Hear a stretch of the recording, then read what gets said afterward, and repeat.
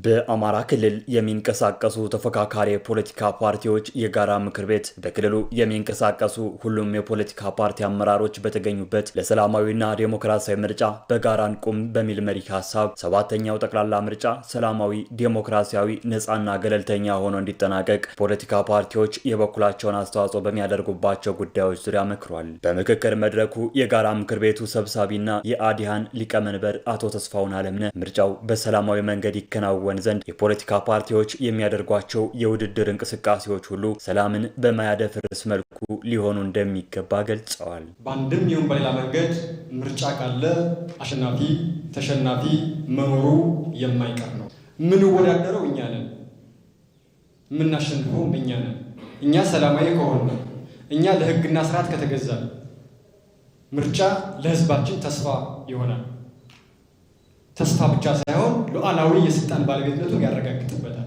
በኢትዮጵያ ታሪክ ውስጥ ላለፉት ዘመናት እንዳለመታደል ሆኖ የፖለቲካ ተቃርኖዎች የሚፈቱት በሰለጠነ መንገድ ወይም በምርጫ አልነበረም የሚሉት አቶ ተስፋውን በተለይ ከለውጡ ወዲህ ይህን እሳቤ በሚቀለብስ መልኩ ሁሉም የፖለቲካ ፓርቲዎች ሀሳባቸውን እኩል እንዲያቀርቡና እንዲሳተፉ ምቹ የፖለቲካ ምህዳር መፈጠሩን ገልጸው ይህን እድል በአግባቡ ልንጠቀምበት ይገባል ሲሉም ተናግረዋል። ሁሉም ፓርቲዎች ሀሳባቸውን እኩል እንዲያቀርቡ መድረክ እየተፈጠረ ይገኛል። ከመድረኮች አንዱ ደግሞ ይህ የጋራ ምክር ቤት ነው። በተናጥል የሚገጥመንን ችግር በጋራ የምንፈታበት፣ ሀገርን የምናስቀድምበት መድረክ ነው። የመድረኩ ተሳታፊ የተለያዩ የፖለቲካ ፓርቲ አመራሮች በበኩላቸው ለምርጫው አስፈላጊውን ዝግጅት እያደረጉ መሆናቸውን ገልጸው ይህ ምርጫ ፍጹም ሰላማዊና ዴሞክራሲያዊ ሆኖ እንዲጠናቀቅም በቁርጠኝነት እንደሚሰሩ አረጋግጠዋል። በዚህ ዲሞክራሲያዊ ምርጫ ለማድረግ መንግስትም ፓርቲዎችም ህዝቡም ሰከን ብሎ መደማመጥ መነጋገርና በዚያ ልክ ኤክሰርሳይዝ እያደረጉ መሄድ ነው። ውጤቱ መጨረሻ ላይ ምን ይሆን ቢባል ህዝብ ከመረጠው መቀበል ነው።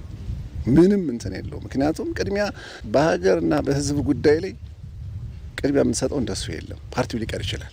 የጋራ ምክር ቤቱ በውይይት መድረኩ ስለተነሱ ሀሳቦችና ስለተደረሱ ድምዳሜዎች መግለጫ የሰጠ ሲሆን ሰባተኛው ጠቅላላ ምርጫ ስልጣን በህዝብ ምርጫ ብቻ የሚገኝበት፣ ዴሞክራሲን የምናጸናበት እንዲሆን ጥልቅ ውይይቶች ተደርገው በፓርቲዎች ደረጃ የጋራ ስምምነት ላይ መደረሱን የጋራ ምክር ቤቱ ምክትል ሰብሳቢ ዶክተር መስፍን አበጀ በመግለጫቸው አስታውቀዋል። ሰላማዊ እና ዲሞክራሲያዊ የሆነ ምርጫ ለማካሄድ በፓርቲዎች ደረጃ የጋራ ስምምነት መውሰድ የተቻለበት ሁኔታ እንዳለ ማረጋገጥ ተችሏል። በዚህ መድረክ ላይ በውይይት መድረኩ በክልሉ የሚንቀሳቀሱ 19 ተፎካካሪ የፖለቲካ ፓርቲዎች ተሳትፈዋል።